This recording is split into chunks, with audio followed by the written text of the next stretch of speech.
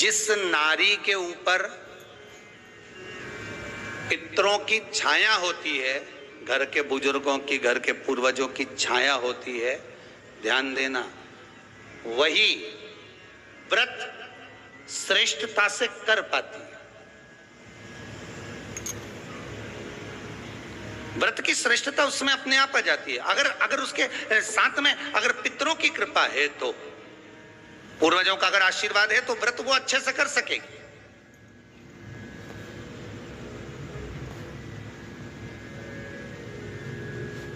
और सहज भाषा में समझ लीजिए, बहुत अच्छे से समझना इस बात को, कि मान लो, एक सरल भाषा में आप और अच्छे से समझिए उसको, बहुत अच्छे से, कि जिस व्रत के दिन आपका उपवास है, सोमवार का, मंगलवार का, बुधवार का, गुरुवार का, तीज का, चतुर्थी का, पंचमी का, छठ का, किसी का भी अगर आपका व्रत है, और उस व्रत वाले दिन यदि आपको क्रोध आ रहा है, व्रत वाले दिन अगर आपकी प्रवृत्ति चिड़चिड़ी हो रही है, क्रोध आ रहा है, अपशब्द निकल रहे हैं, रोना आ रहा है, क्रोध आ रहा है, बहुत सारी परेशानी उसी दिन तुम्हारे सामने आ रही है, समझ लेना कि तुम्हारे घर के पितृ भूखे जरूर है, अन्न भाग मांग रहे हैं। एक बात पहले भी कही थी, शायद आपको ध्यान में होगा, रात्रि को सोने के बाद, विश्राम के बाद, एक बार कहा था, आप लोगों को याद होगा, कि सोने के बाद में 2 घंटे के अंदर अगर आपकी नींद खुलती है, और खुलने के बाद यदि आपको भूख लग रही है, प्यास लग रही है, तो समझ लेना कि आपके पितर, आपके पूर्वज भूखे हैं, अन्न का भाग मांग रहे हैं, पानी पीने को मांग रहे हैं। उससे नहीं समझ सकते तो व्रत से समझो।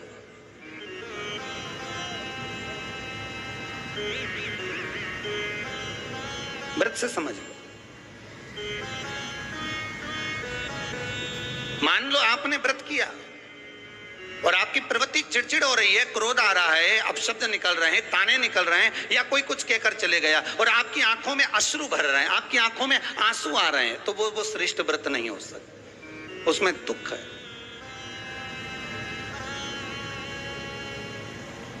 पुष्प ताजा है तो आप भगवान को दोगे, सही है कि गलत है? केला अच्छा है तो भगवान को दोगे, वो काला पड़ गया तो तुम भगवान को दोगे क्या? अंदर से गल चुका है तो भगवान को दोगे क्या? नहीं, आप भगवान को दोगे। कोई फल ताजा है तो आप भगवान को दे दोगे, कोई पुष्प ताजा है, अच्छा है तो आप भगवान को दोगे। अगर पुष्प मुरझा गया तो भगवान को दोगे क्या?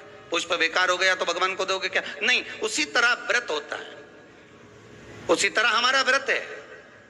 जिस व्रत में हमको क्रोध आ रहा है, जिस व्रत में हम चिड़चिड़े हो रहे हैं, जिस व्रत में हम अपशब्द कर रहे हैं, जिस व्रत में हमको रोना आ रहा है, जिस व्रत में हम किसी की बात का ठेस हमको पहुंच रहा है और हम क्रोधित हो गए, हम रो दिए, हम चिड़चिड़ हो गए, समझ लेना वो फूल मुरझा चुका है, वो व्रत तुम्हारा बेकार हो चुका है, उसको भगवान स्वीकार नहीं करेगा।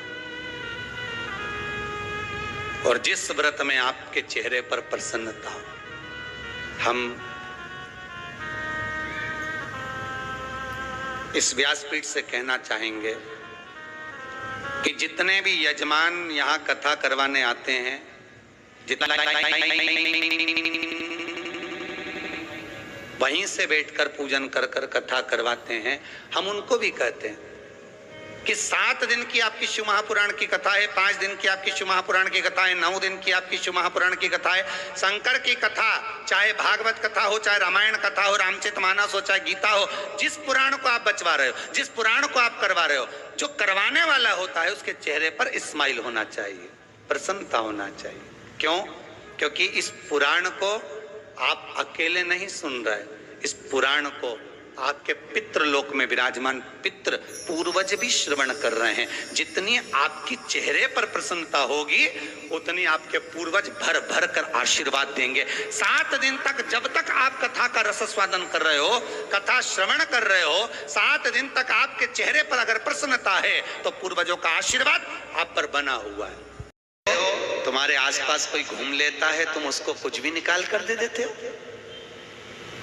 होता है, 2 बहुएं होती हैं, एक बहू रहती है पूना में, बोलो कहाँ?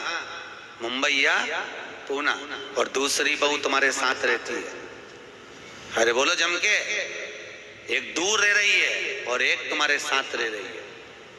पर सास को जो साथ रह रही है ना, रोज पूछ रही है ना, वो अच्छी नहीं लगती। वो जो दूर रहती है ना, उसका गुणगान 24 घंटे करती है।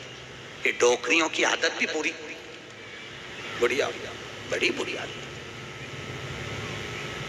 जो पास रह रही है वो अच्छी नहीं लग रही, जो दूर रह रही ना वो दिवाली पे आती है, बस दिवाली पे 30 त्योहार पर आती है, और दिवाली पे आते और आके पल्लू वल्लू लेके मम्मी जी मम्मी जी मम्मी जी करके आई आई करके बस 2-4 बार इधर उधर घूमेगी और सास इतनी खुश हो जाएगी, तुरंत अंगूठी निकाल के जब रख ले,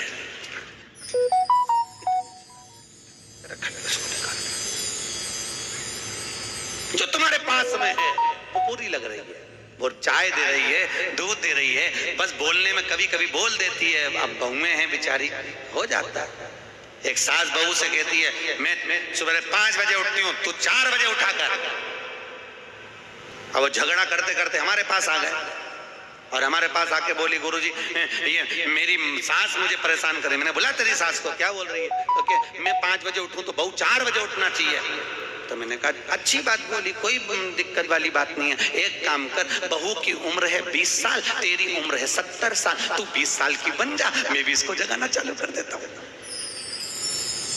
जब तुम, वो कहते हैं ना सास भी कभी बहू थी, जब तुम बहू थे तुम भी खूब अलमस्त चकाचक सोते थे, और तुम्हारी सास पहले उठती थी। बुढ़ापे में नींद नहीं आती जीजी, नहीं आती। आती क्या? अरे बोलो तो, आती बुढ़ापे में नहीं। मनुष्य की उम्र, गधा की उम्र, कुत्ता की उम्र और उल्लू की उम्र बराबर थी। किस किस की? जम के बोलो। मनुष्य, गधा, कुत्ता, उल्लू। सबको पहचानती हो?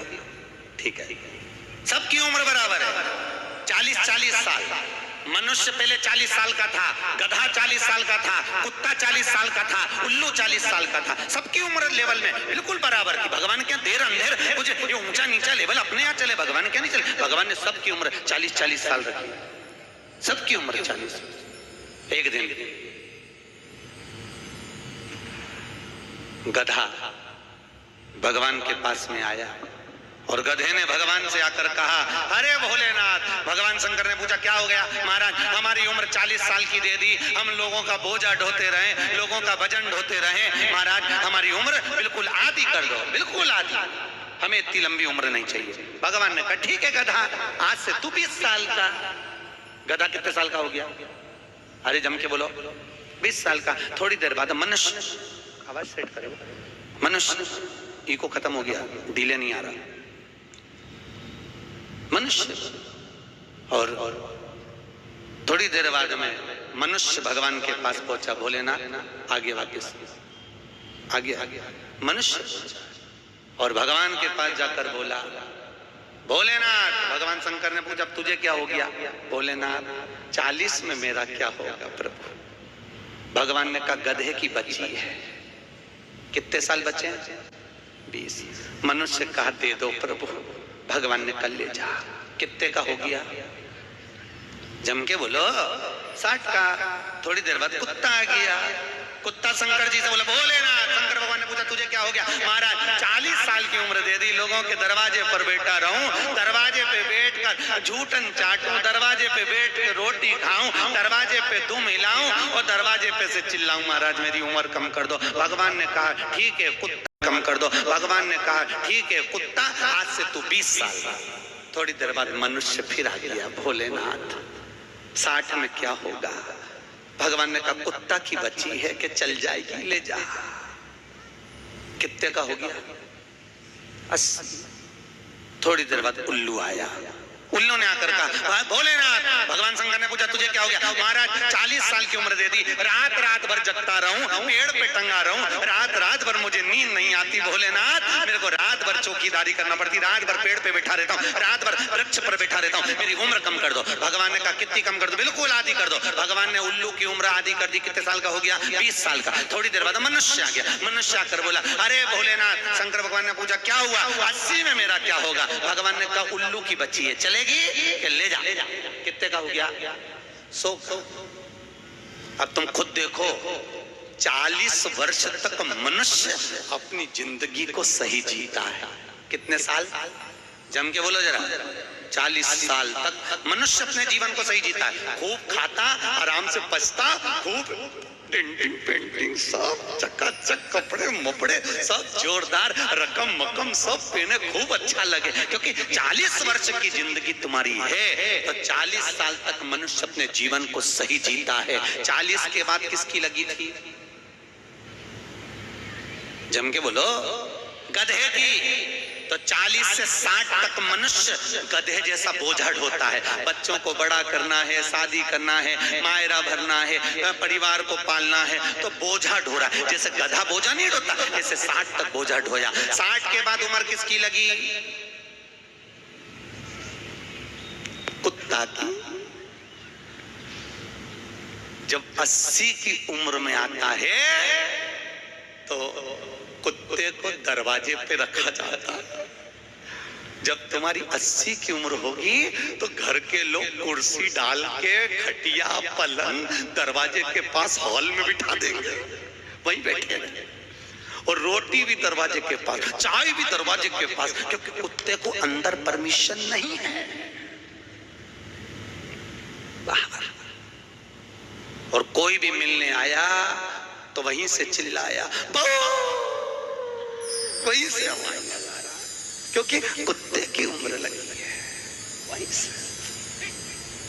वहीं से अब कुत्ते के बाद में 80 के बाद 80 से 100 उल्लू की। डॉक्टर साहब क्या गए? डॉक्टर साहब मुझे रात में नींद नहीं आती। डॉक्टर साहब ने टेबलेट दे दी, नींद की गोली दे दी, डॉक्टर साहब ने इंजेक्शन लगा दिया। कितने भी अच्छे अच्छे डॉक्टर को दिखा लेना, पर 80 से 100 साल की जब उम्र होगी, डॉक्टर को क्या मालूम कि किसकी लग गई। शिव महापुराण कहती है 80 से 100 में कितनी भी दवाई खाओ, कितने भी इंजेक्शन लगवाओ, पर रात्रि को नींद नहीं आएगी। गोली खा भी लोगे तो